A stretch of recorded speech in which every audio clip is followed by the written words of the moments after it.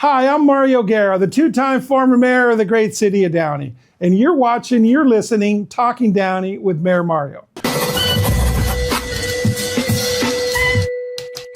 Folks, we got a great guest today.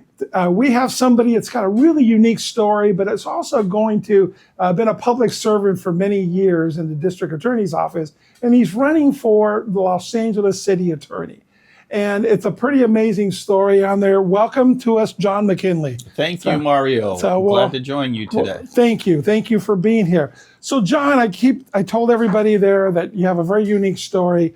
You know, he pulls at your heartstring, but then it's what he's become after that. So, John, tell us a little bit about your story growing up and obviously the success you are now. I'll lead into it, but tell us a little bit about that. Okay, well, my story began in Passaic, New Jersey. And for those who don't know, Passaic is in northern New Jersey, about 20 minutes outside of Manhattan. Okay.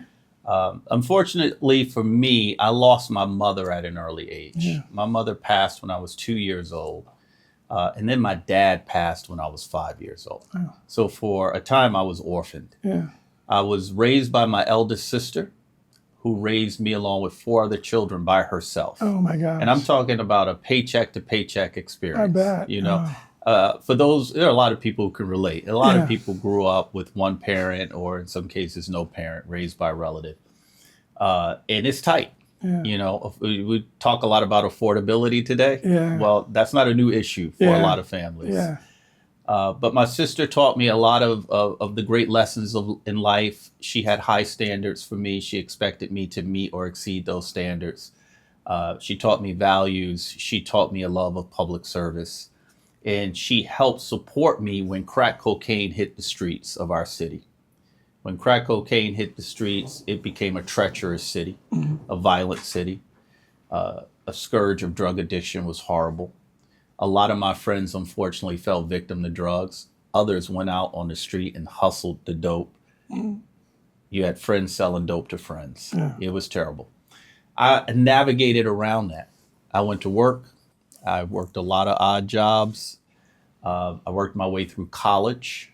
Eventually graduated from Rutgers University, and then immediately came out here to Los Angeles to attend law school at where he finally got really smart on there and went to the right side of town. That's right. I'm sorry, go ahead. I had a great opportunity to attend the UCLA School of Law, go Bruins. Yeah. And right after law school, I went to work for the district attorney's office where I am now. Yeah, that's amazing on there. So what inspired you to go into law? I mean, obviously you had some of that upbringing. You saw the bad side of it, but then you also saw the good side in how your sister, public service. But then what made you decide to go into law? Why that avenue? Well, you know, when I was a kid, the idea of being a lawyer was so far removed from my existence. It was like a fantasy that kids in my neighborhood had. We grew up in a pretty tough neighborhood. But as I matured, when I went back to school, when I went to college, I changed my environment, you know, changed the people around me, and met some people who took the prospect of being lawyers, doctors, all that seriously. I had a couple of professors who saw something in me that they thought were the beginnings or the makings of a good lawyer, suggested that I pursue it. And that's what I ended up doing. Now, also in the backdrop of all of that was my background. Like, you know, I had a lot of friends who got in trouble with the law. Right. And, you know, it's funny because my friends were drug dealers, you know, but that didn't stop me from being friends with them. I did not get involved with what they were doing. Right. But these are my childhood friends. So I loved them. And when they weren't dirty, we could hang out. Yeah. And, you know, they swore that they were always being mistreated by the cops. Yeah. And sometimes they were, but it wasn't like they weren't drug dealers at the same time. Right, you know, I thought I'm going to go to law school, I'm going to get a degree, and then I'm going to come back home and I'm going to represent guys like this. You know, I'm going to help them when they need it and make sure their rights are protected, make sure they're being treated fairly by the system. That's what I thought my future was going to be in criminal defense. But it turned out very differently. Absolutely. So you've been over 30 years as a prosecuting attorney. And somebody told me you've done over 100 jury trials. That's right. 28 years. Don't age me, 28 Mario. years. Okay. I'm holding on to those last couple of years. 28 years as a prosecutor, over 100 jury trials, but I've handled tens of thousands of criminal cases over 30 years. I bet. I have management experience, supervisory experience. Yeah. I've mentored young attorneys, law clerks. I've done public outreach. I've spoken publicly at schools, at trainings for law enforcement. The job of a prosecutor isn't just going into court to present evidence to juries. Right. I say I'm a deputy district attorney because that really encompasses the broader array of responsibilities that I have. Right. So in that light, okay, you had some things on there from George Gascon, the district attorney, when you ran for that office. Afterwards, he won, and he took it out on you. Yeah, you were handling a lot of people, and then he put you into not such important cases, right? Yeah, he retaliated against a lot of people who were speaking out against him. Yeah. I was one of the earlier people who was very vocal against him. In fact, I started speaking out against him during the election before he was elected.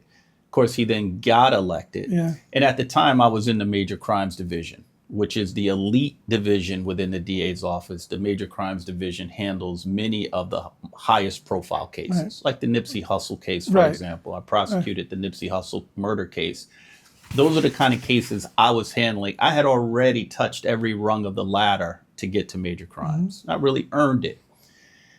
George didn't like some of the things I was saying about him publicly. And then once I decided to run for DA, he didn't want me in that high profile position. Right. So he took me out of major crimes without explanation and put me in charge of a small office handling misdemeanor cases. Wow. which is an important job. Yeah. But right.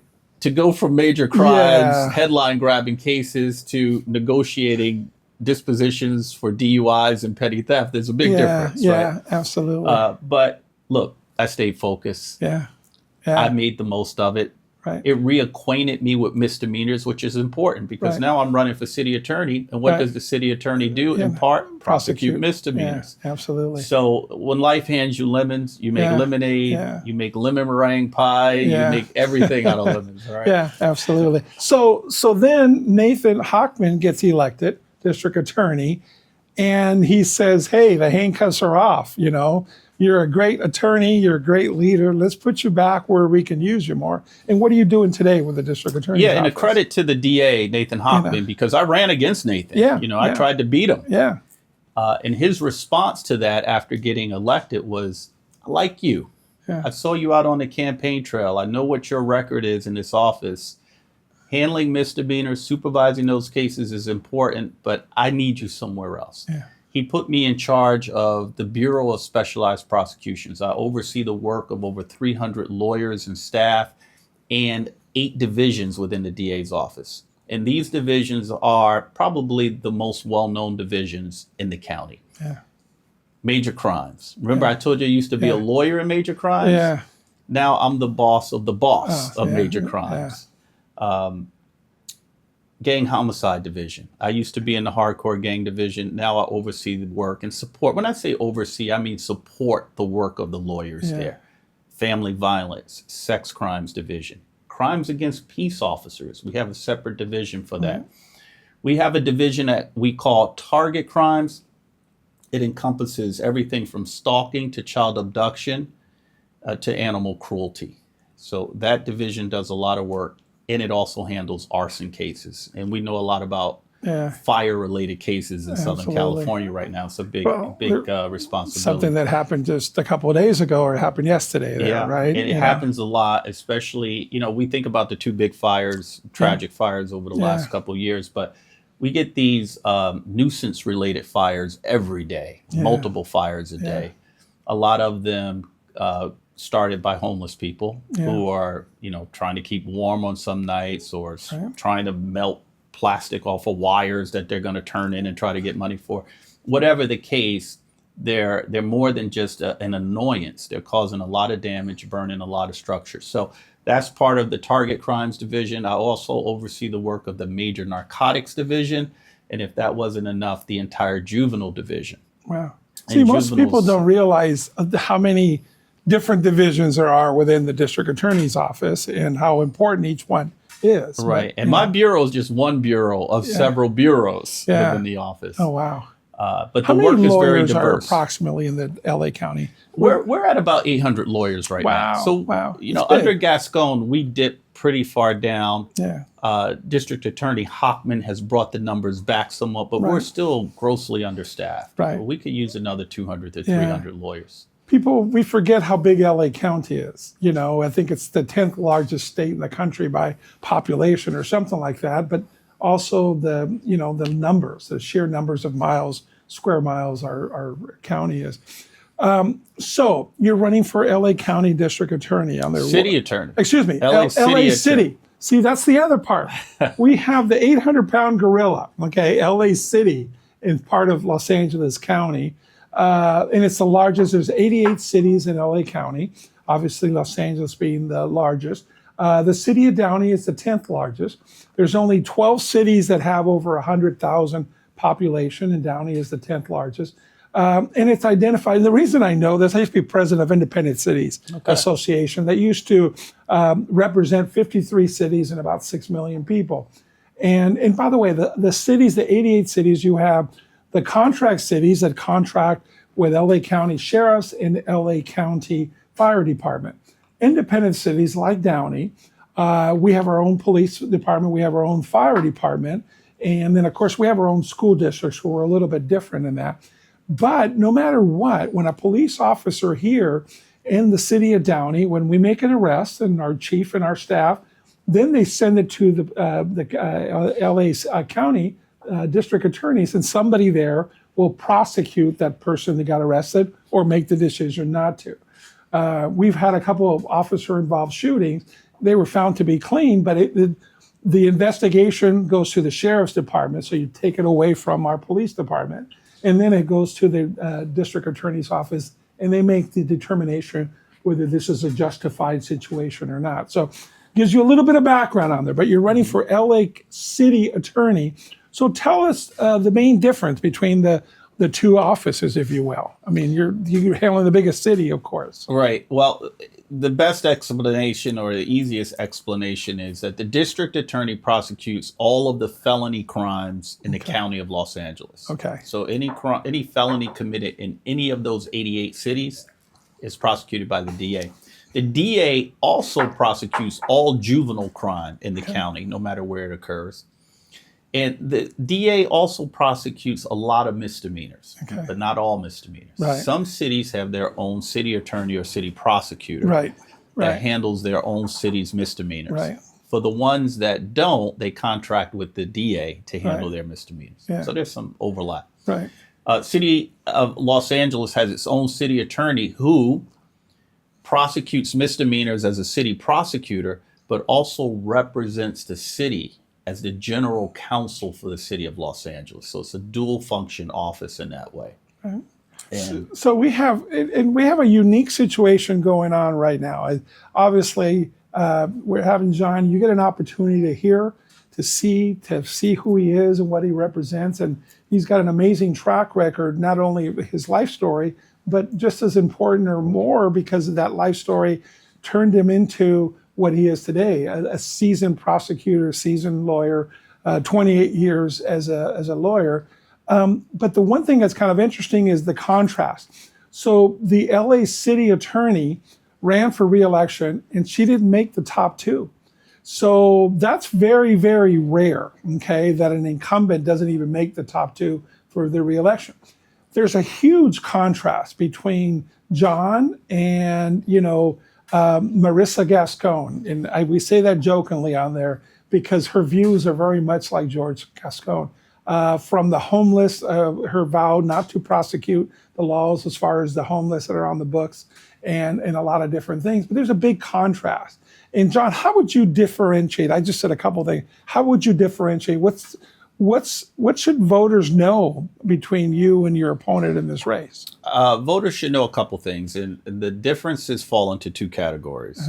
Objective differences. Right. These differences have nothing to do with ideology or politics. I've been a lawyer a lot longer. I've been a lawyer for nearly 30 years. Right. She's been a lawyer for a lot less time. Yeah.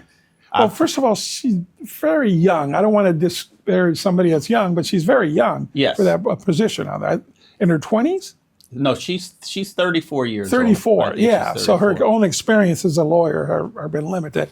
It doesn't disqualify, but people should know that. Right, so, right. No, because life experience matters. It does. Especially in the role of a prosecutor or a lawyer. Because I can tell you, as a prosecutor over the years, I draw a lot on my life experience growing up in Passaic, New Jersey. Yeah. You know, losing my parents, overcoming obstacles, Yeah. believing in second chances for people, seeing my friends commit crimes, and knowing that a lot of times people do it because doing the wrong thing is sometimes the easiest thing. Yeah. And it doesn't make people necessarily bad people or evil people. All of that comes from life experience. And I carried that with me into the job of district attorney.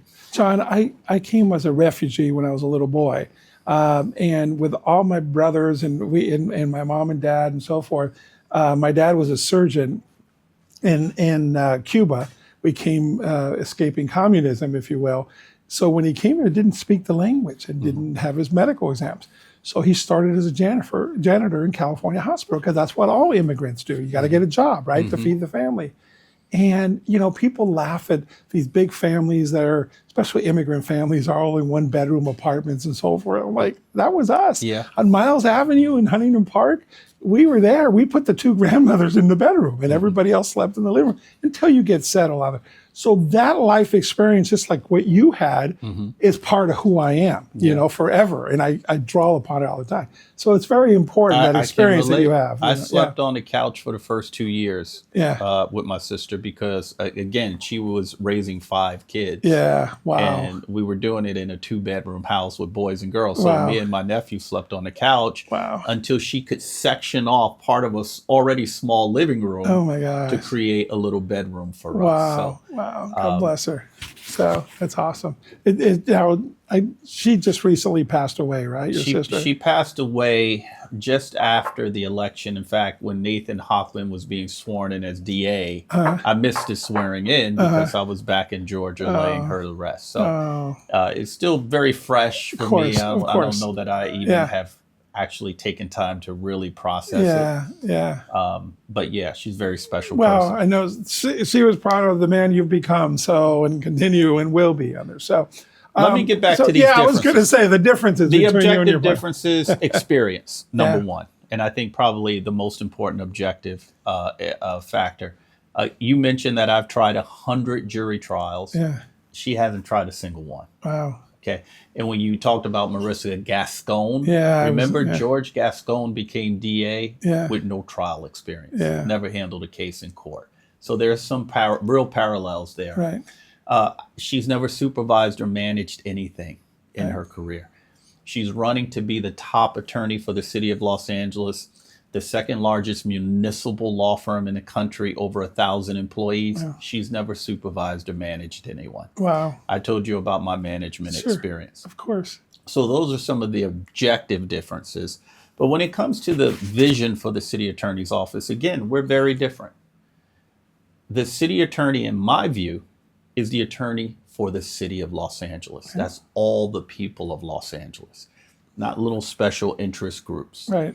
Which, you know, people have a right to be part of a group, but those people have their own attorneys. Right. The city needs an attorney. Absolutely. She doesn't see it that way. She said she wants to turn the city attorney. Now get this, the city attorney's office is over 150 years old. Right. But she, for the first time, wants to turn it into something that it's never been. And by charter, it can't be.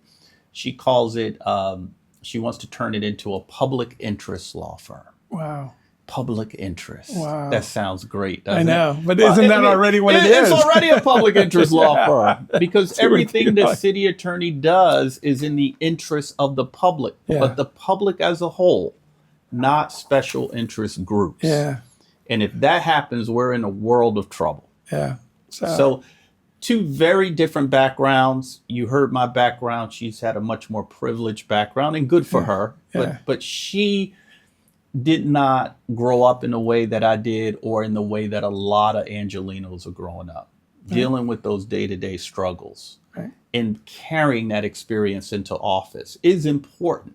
Right. All right. So one thing to read about it. Right. It's one thing to talk to somebody who went through it. It's another thing to have lived through it. Right, right. So, John, the city attorney is a nonpartisan job. Yes. But, you are a Democrat, and so is she. So, and you've got a lot of endorsement for that. I want to bring that out because you sound very common sense, and I want to make sure that people knew. Well, people should know. I've been a Democrat for almost 40 years, longer than I've been a prosecutor. Right? Yeah. And I joined the Democratic Party when I was 19 years old. That was my first presidential election. I've stayed with the party continuously through the ups and downs. The party is sometimes in a very good space in my view. Sometimes I question where we're going. I feel the same way. But, my obligation to the party is to try to make it the best it can be. Yeah, absolutely. And I don't just quit and walk away. Yeah. I stay with it. And I try to have an impact. Absolutely. I always look at it, I came from local government, right? 8 years here. I was termed out, but the 8 years here in local office, it's a nonpartisan job. We got, 480 cities in the state. People don't realize it's not about Democrats or Republicans. It's about fixing potholes, hiring the right police chief, the right city manager, that kind of stuff on there. Right. And that's the same thing. When the law is the law from that perspective, there is some ideology, like you mentioned. I think it's real important to bring up. So, Well, I intend to run a non-ideological, as apolitical as possible office. Politics is infused into everything, so it's never going to be completely apolitical, but we'll try to minimize it as much as we can because our job is the law, enforcement of the law. We're not lawmakers. We're not policymakers. My opponent sees it differently. That's not the role of the city attorney. John, we've had several judges, and in the primaries, how many judges do we have? 5 judges that were here in that seat, and they all 5 won. And several of them, when I asked them, what's your ideology for being a judge? The same thing you just said, because those earn my respect. It's like the law is the law. That's the ideology that I follow. Know. Yeah. So whether I agree with it or not. See, here's the difference between my opponent and George Gascon. George Gascon refused to enforce the laws that he didn't like. Remember those blanket policies? Yep. Well, my opponent he did that the day he was sworn in. Right. Day one. Like, what gives you the authority to nullify laws that came through the democratic process? Yeah. So I choose not to do it. Right. My opponent has a similar mentality. She's supported in the past not prosecuting certain misdemeanor crimes. Yeah. She supported that idea. Right. She has recently said she will not enforce Local Ordinance 4118, which is our anti-encampment statute, which is a very modest law. It just simply says you can't have illegal encampments near sensitive places. It doesn't extend to everywhere throughout the city. It just extends to schools, libraries, parks, things of that nature. And she just, I don't care what the people voted for, what the council voted for, I'm not going to enforce it. So again, 2 very different candidates with 2 very different visions. And people, we need to remember those things. Those are quality of life issues those are where that office can have a real impact on how we live on an everyday basis. We were just talking earlier about the fires from, my daughter lives up by Reno and she's evacuated right now with my 2 grandsons and my son-in-law. And that's a weird phone call or text. Dad, we packed up everything. I don't know what else I need to pack and stuff. So, it's chilling to hear that, especially in this city, given what happened in the Palisades and Eaton. And the threat of it is always looming. Absolutely. And especially because you said earlier, the homeless, they start fires. Some of it is, we're not anti-human. We just don't want the homeless to be camped out next to a school or within the distance on there. So we got to protect our families first. And it's not just for our convenience. It's also for their well-being. Absolutely. We have 5 to 7 people die on the streets of LA every single day. Wow. 5 to 7 people died yesterday. They're going to die today. Wow. Another 5 will die. And this goes on day after day. And it's been going on for years. Yet there's no sense of urgency from our local government. Look, there are certain people in government who are working hard to solve the problem. But our local government as a whole isn't doing enough. Absolutely. It's a complete failure. Maybe the biggest failure of our local government, and there's been a lot of failures, so that's saying a lot, is the lack of response to homelessness. And I'm talking specifically about street habitation, which we can extend to people living in cars and RVs as well. Yeah, absolutely. Well, when I'm city attorney, that's going to stop, because I will be out on the streets. I will be working with LAPD. When those folks commit a crime, because you can't do anything if people are obeying the law, but when they commit a crime, it gives us an opportunity to get them in court in front of a judge and ask the judge to order them into the treatment that they need. We're not interested in punishing them. We're not interested in putting them in jail. Absolutely. We're interested in getting them the help that they need. Absolutely. Whether it's drug related, mental health related, maybe some physical ailment, it could be any other affliction. Whatever it is, we're going to be working hard to get them that help. And a byproduct of that will be to get them inside, get them stabilized, reconnect them with family, get them a case manager, and get them back on the path to recovery so they can be independent again. As city attorney, that will drive me day after day. I cannot accept 5 people dying on the streets every day when it's predictable, when we know it's going to happen. And it's not just people. There are animals out there suffering as well. I want to be an advocate for them. Right.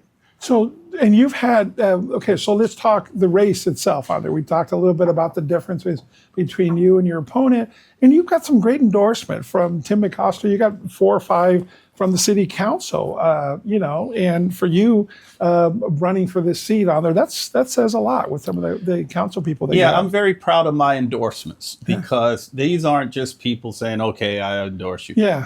My endorsements are relevant. I have 3 endorsements from former employers, right? Jackie Lacey, Steve Cooley, the current district attorney.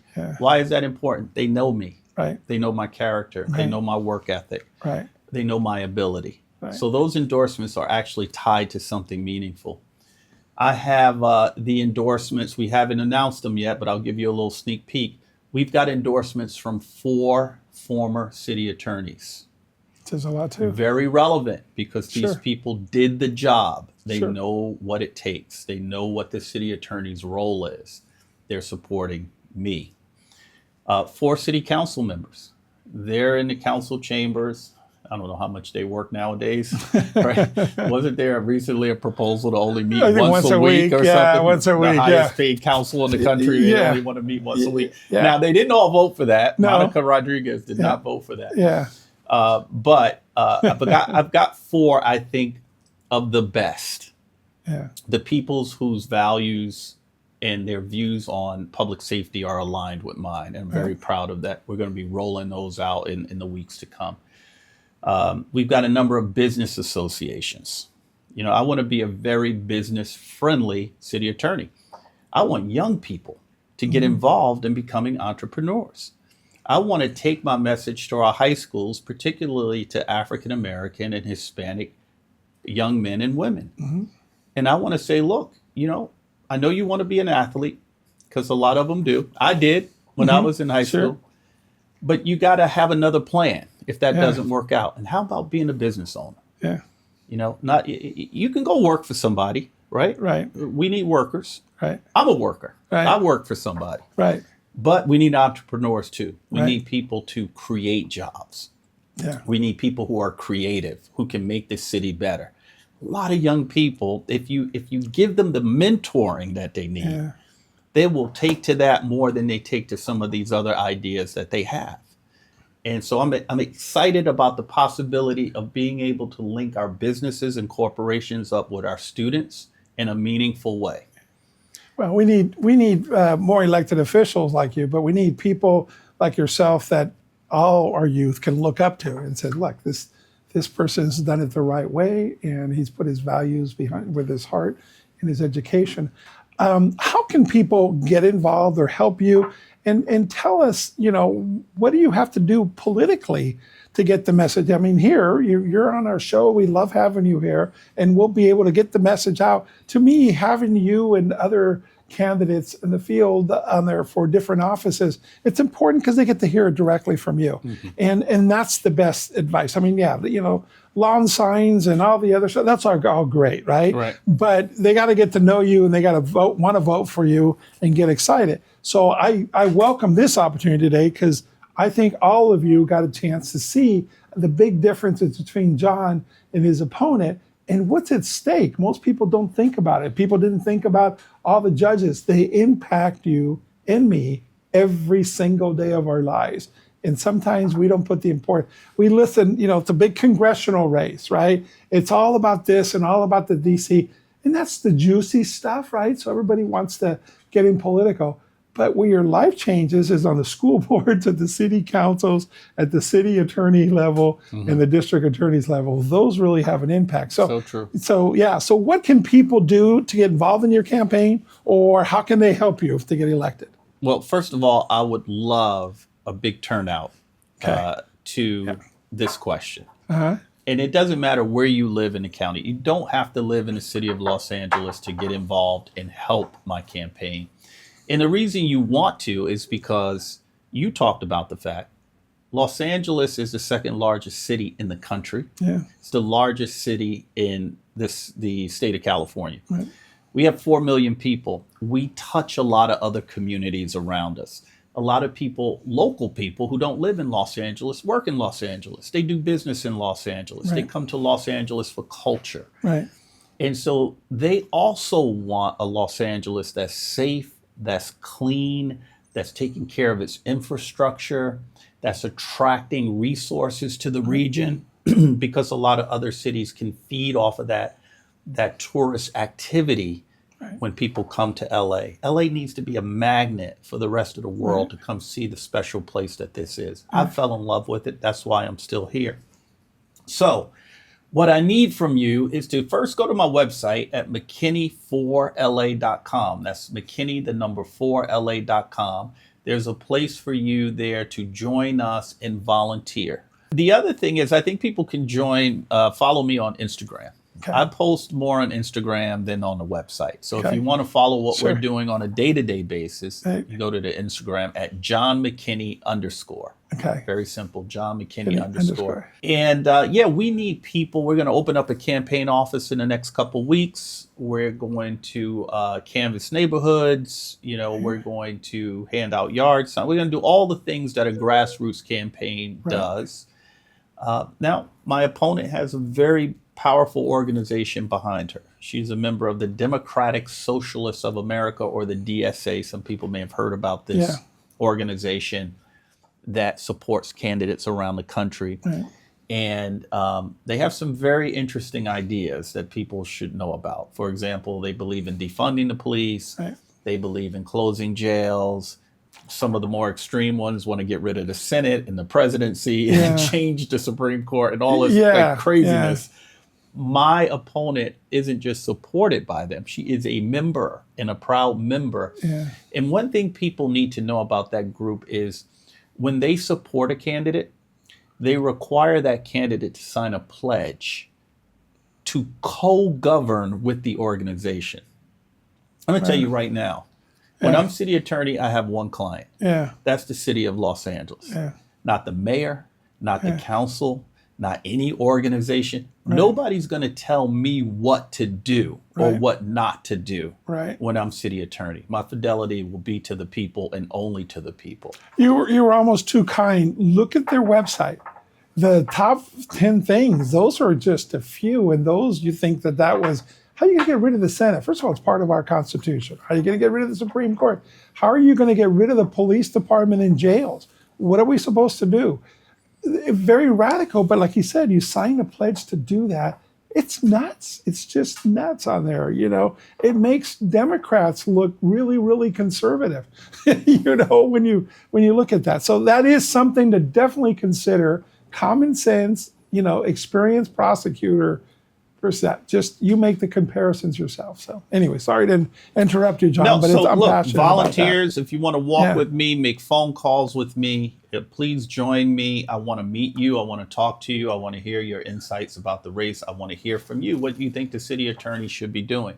I'm going to try and get out as much as I can, but this is a big city. Yeah. 4 million people. Yeah. 2 million voters, 500 square miles. Yeah. I can't get to every neighborhood. Sure. And that's Sure. why shows like this are important. Sure. So people can get to know me through various mediums. Sure. And John, I think when people do get to hear your story and it resonates, just your experience and your background. So is there something else you'd like to end and tell the public here? Anything else that you'd like to conclude with? Sure. Let me say this.